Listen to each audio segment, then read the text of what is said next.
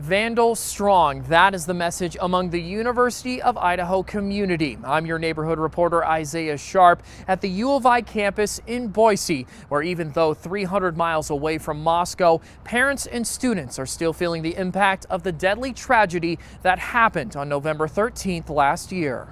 It's a day no one in the Moscow community saw coming, and a year later, students and families statewide continue to grieve the unexpected murders of 4 University of Idaho students. There's always that somber feeling hanging over the town, and I don't know if that'll ever change. Ember Hines, who lives in Emmett, remembers when she first heard about the tragic deaths, and seeing the rural Palouse town shown across the country was a surreal experience. Like, wait a minute, now this is like on every news channel. Like, it was so odd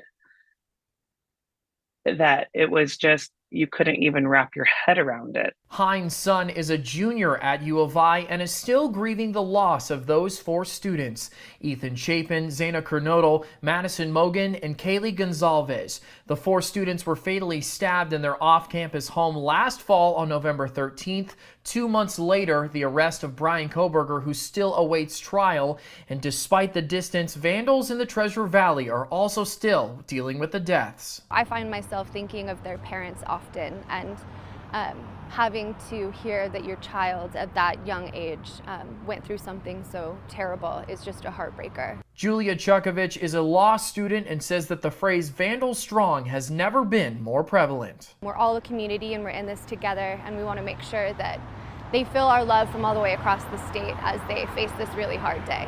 Isaiah Sharp, Idaho News 6.